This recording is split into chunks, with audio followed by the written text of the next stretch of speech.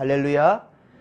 오늘도 우리 하나님께서 우리와 함께 하시며 은혜 베푸실 것이고 또 주님을 기대하며 예배하는 자들에게 힘과 능력을 더해 줄 줄로 믿습니다.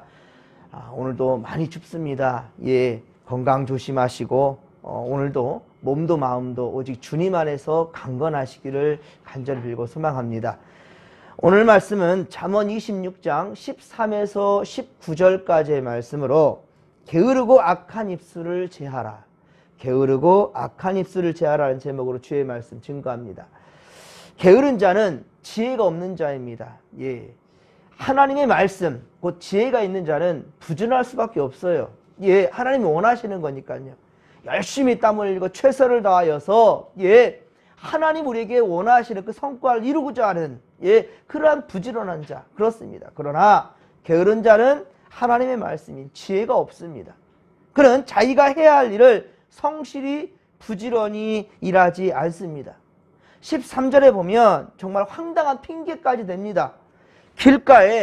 길거리에 사자가 있으니까 사자가 있으면 난 일을 못한다는 거예요. 그래서 일 꺼린다는 거예요. 밖에 사자가 있으니까. 여러분, 세상의 일에는 항상 예기치 못한 어려움이 있을 수는 있습니다. 그러나 우리는 설령 위험 부담이 있다 할지라도 마땅히 해야 할 일들을 미뤄서는 안 됩니다. 핑계해서는 안 됩니다. 담대하게 일할 때 그런 자와 하나님이 함께 하시는 거예요. 요즘 세상에 교통사고가 비일비재하지요. 하루에도 한두 건이 일어나는 게 아니에요. 매일같이 교통사고가 그렇게 일어나지 않습니까?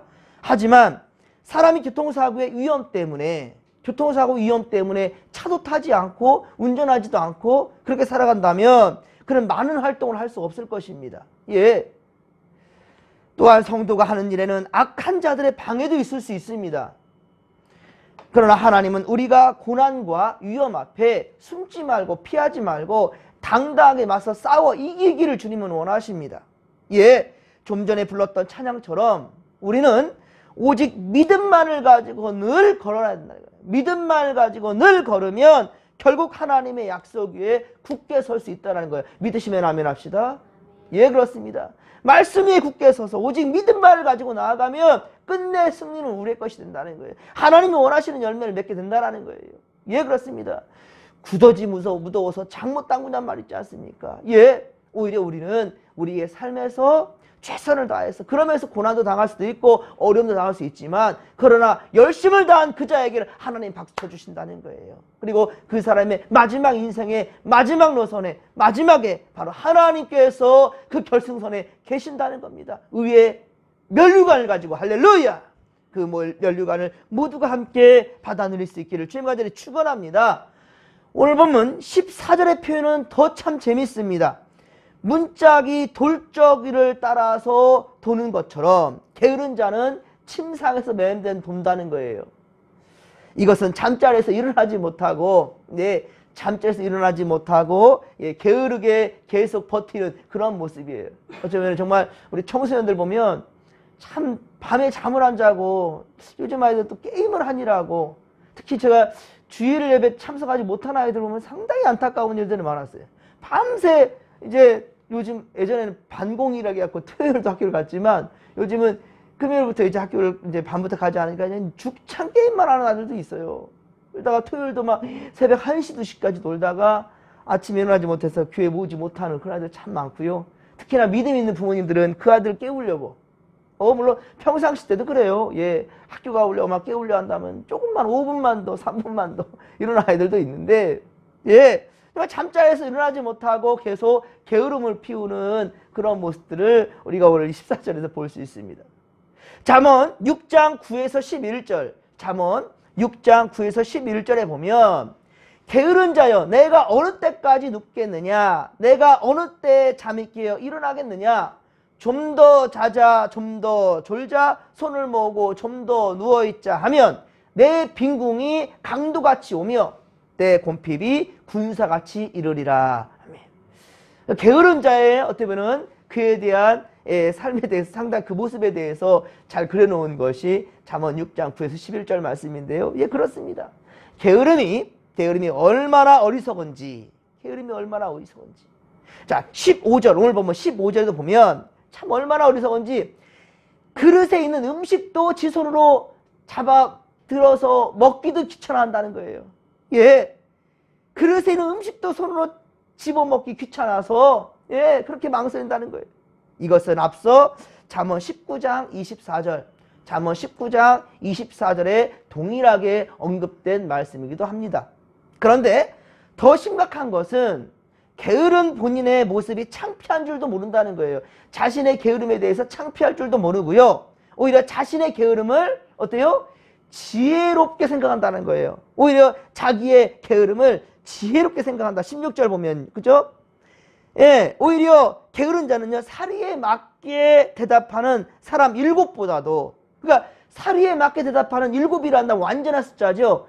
정말로 완전한 사람의 대답이 분명해요. 모두가 다 인정할 수 있을 만큼, 모두가 인정할 수 있을 만큼 온전한 대답인데도 불구하고 내가 맞아라고 우겨대는 거예요. 예, 자기를 지혜롭게 여기느니라. 누가 바로 이 어리석은 자가 그렇다는 거예요. 어리석은 자가 자기 행동이 지혜로운 줄로 여긴다는 거예요. 사랑하는 성도 여러분, 자기 할 일에 성실한 자는 지나치게 잠을 잘 수가 없어요. 그리고 게으름을 피울 수가 없습니다.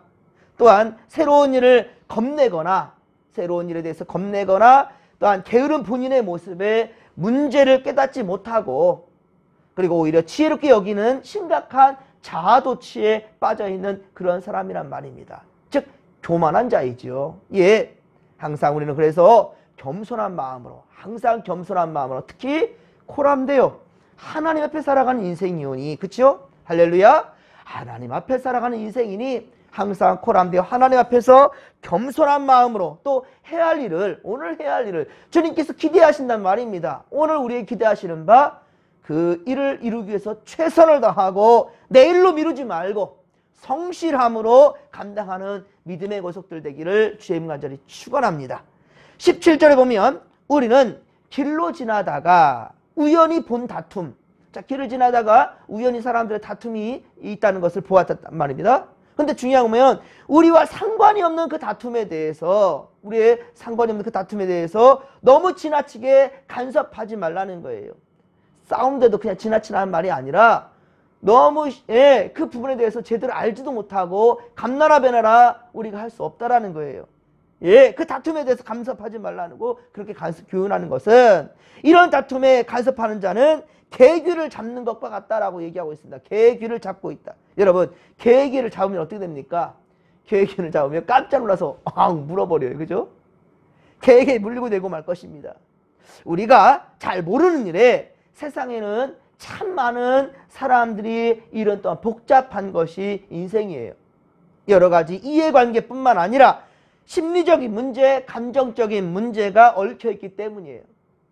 또 사람은 생각보다 거짓되고 악하며 자기중심적입니다. 자기 합리화에 빠져있는 그런 사람들이에요. 그러므로 어떤 일이든지 시시비비를 가리고 바른 판단을 내는 데는 냉철한 이성과 선한 양심과 그리고 신중함이 필요하다라는 것입니다. 잠언서 18장 17절에 분명 이리 말씀합니다. 송사에서 먼저 온 사람의 말이 바른 것 같으나 그러나 그의 상대가 와서 밝히느니라 라고 말하고 있습니다. 예, 무슨 말이냐면 전체적인 내막을 알지 못하는 한 우리는 섣불리 판단해서는 안 된다라는 거예요. 섣불리 판단하지 마라. 그러니까 지나가다가 다툼이 있으면 그냥 지나치라는 단순히 그런 말이 아니란 말입니다. 성경은 앞뒤 짝이 있어요. 그러니까 오늘 이 말씀 가운데서는요, 잠언 18장 17절 말씀을 기억해야 되는 거예요. 예, 그렇습니다. 송사가 먼저 온 사람의 말이 바른 것 같지만 나중에 온 사람의 말, 그게 양쪽의 말을 다 들어보라는 말이에요. 그래서 분명히 사리분별이 있어서 그 일에 대해서 개입해야 되지, 그냥 눈에 보이는 것만 믿고 그냥 판단하면서 우리가 정죄하거나 이뤄버리면 더 문제를 크게 야기시킬 수 있다는 거예요. 예, 그 지혜로운 자가 아니라는 것이지요. 그러니까 잘 알지 못하는 상황 가운데 남의 일을 감나라 배나라 지나치게 간섭하는 것은 어리석은 것이다 라는 말씀이지요. 모든 일을 하나님의 도움에 맡기는 것이 또한 지혜입니다. 하나님께 맡기십시오. 그러면 하나님께서 모든 일을 공의로 심판하시고 보응하신다는 것을 믿으시기 바랍니다. 18절에 보면 남에게 횃불을 던지며 활을 쏘아서 사람을 죽이는 자는 미친 사람이라 라고 말하고 있습니다. 야, 미친 사람이라고까지 말을 하고 있네요. 미쳤다라는 말은 뭐예요? 이성과 양심이 그를 통제하지 못하는 상황이죠. 이성적인 판단이 흐려져 가지고 사리분별력이 없는 겁니다. 그런 자를 우리는 미쳤다라고 얘기합니다. 그는 상식에도 어긋나는 행동을 하며 또한 예의가 없는 자이죠. 예의가 없다라는. 자기의 이익을 위해 남을 속이고 남에게 해를 주는 것들도 서슴지 않고 행하는 그런 사람을 아예 성경은 미쳤다라고 얘기를 하고 있습니다. 악한 자이지요. 그러나 여러분, 우리는 말씀을 가까이 하면 영적 분별력이 생겨요. 말씀을 가까이 하면 영적인 분별력이 생깁니다. 그런 사람은 이렇게 어리석은 행동을 하지 않는다는 겁니다. 악한 자가 될 수 없을 뿐더러 바로 그런 악한 자와 가까이 버타지도 않습니다. 오히려 그 악한 자에 동화되지 않는다는 거예요. 그 자에게 가까이 하지 말라는 말이 아닙니다. 우리의 목적은 뭐예요? 그 악한 자를 변화시켜서 결국은 하나님 맺게끔 만들어야 되겠죠. 구원해야 될 사명이 우리에게 있다는 거예요. 그러니 주님께서 원수까지 사랑하라고 그랬지 않습니까? 우리 교회는 누구는 오고 누구는 오지 말아야 된다는 게 아닙니다. 수고하고 무거운 짐진 자들아 어떻게 하라고요? 다 내게로 오라. 주님께서는 막을 짜고, 우리가 그렇기 때문에 교회는 항상 열려있는 곳이 돼야 되는 거예요. 교회는 언제나 열려진 곳이 돼야 됩니다. 우리 지금 이재우 집사, 우리 빗장님 아시잖아요. 우리 교회에서는요 분명히 권징이 있습니다. 당회에서 매우 중요한 7이에요. 7이. 근데 당회에서 잘못된 신앙을 하고 있는, 신앙생활을 하고 있는 성도에 대해서 분명한 7위를 해야 되는데, 그 7위의 목적이 뭐예요? 그를 어떻게 해요? 선도하는 거예요. 제대로 변화시키는 데 목적이 있는 겁니다. 깨닫게 하는데, 회개하는 데 목적이 있는 것이지, 너 잘못해서 교회 나가! 라고 하면서 쫓아내는 데 목적이 있지 않다라는 거예요. 7위에서 가장 무서운 죄가 바로 출교예요. 출교. 그 출교된 자는요 다른 교회도 못 가요.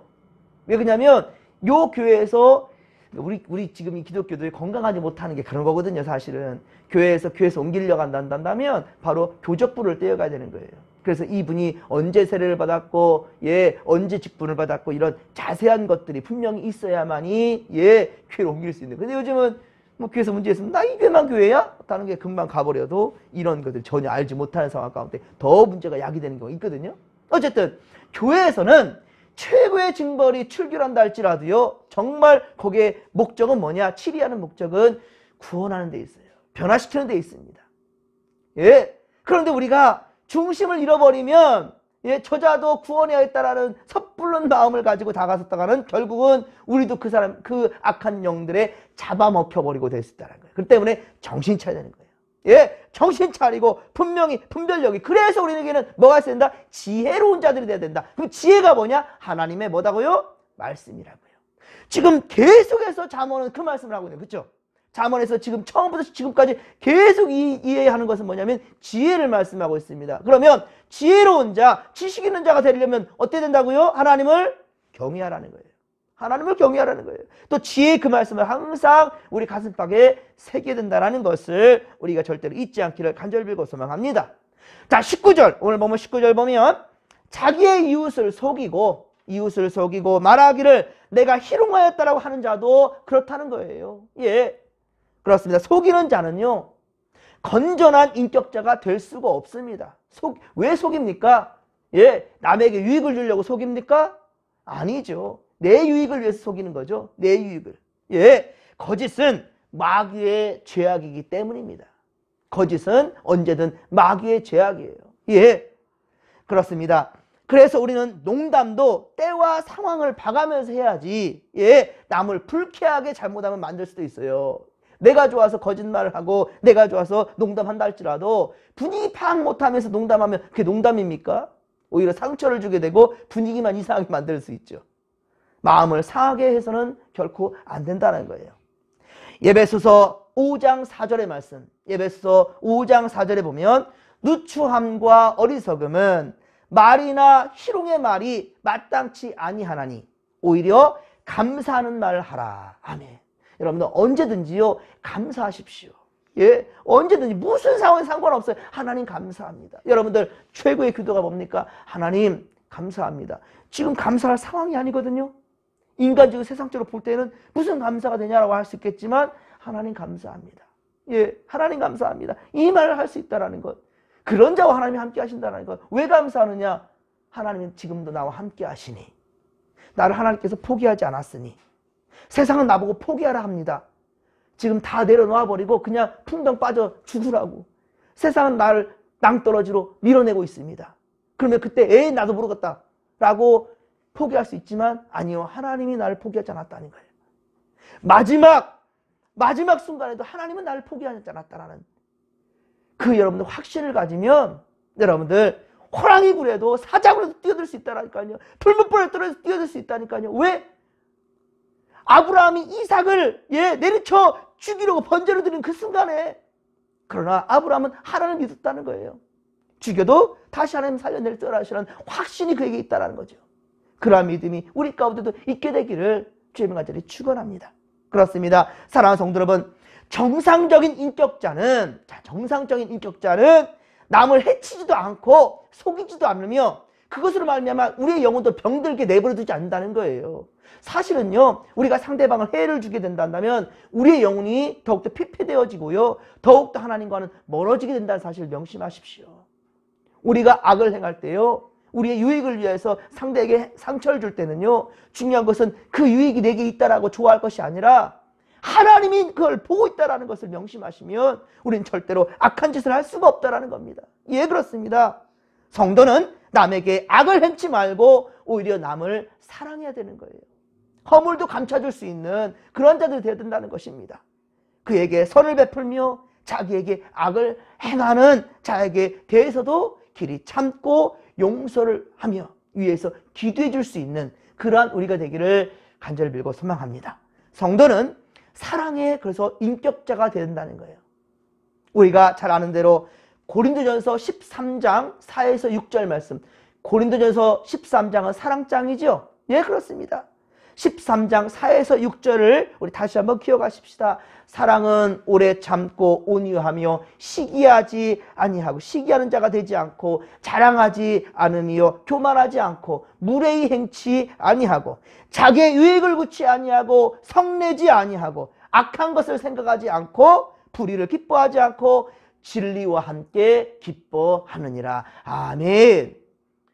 그런데 중요한 것은요, 이 사랑장이 고린도전서 13장이잖아요. 그런데 은사장은 고린도전서 12장이에요. 그러니까 고린도전서 12장에 많은 은사들을 주셨는데 성령으로 은사를 주셨다 했거든요. 그런데 중요한 것은 뭐냐면 이 은사를 주셨을 때 사랑으로 풀어내지 못하면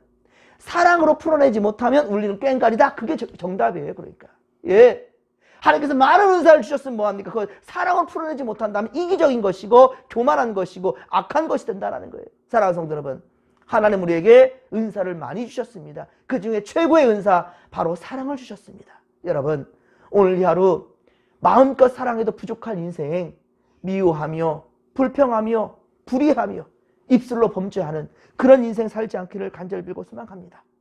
우리는 하나님의 언어, 예, 그렇습니다. 예수님의 사랑과 성령께서 감동 주시는 언어, 예, 바로 성령의 언어, 성령의 마음, 그분의 인도하심과 그분의 다스리심을 받을 수 있는 오늘 되기를 소망합니다. 즉 생명 살리는 언어를 우리 함께 하십시다.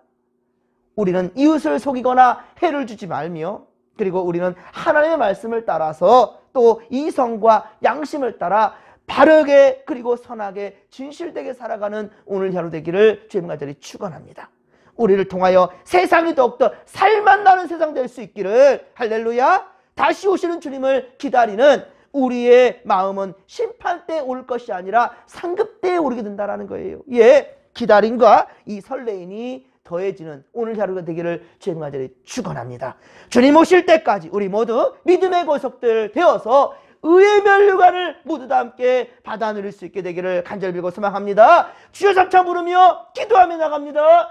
주여, 주여, 주여. 살아계신 하나님 아버지의 고맙고 감사를 드립니다.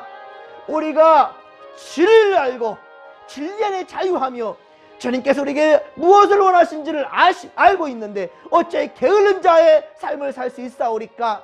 주여 하나님 아버지여, 우리를 반하시고 우리를 통해서 영광 받으시기를 원하시는 주님, 우리를 통해서 생명 살려가기를 원하시는 주님, 아버지, 그 뜻을 우리가 알진데 어찌 우리가 하나님 아버지여 게으름 가운데 머물러 있을 수 있사오리까? 아버지, 믿음으로 정명승부하게 하시고 믿음으로 나아갈 수 있도록 도와주옵소서. 믿음만을 가지고서 늘 걸어가며 하나님의 의를 이룰 수 있도록 역사하여 주옵소서.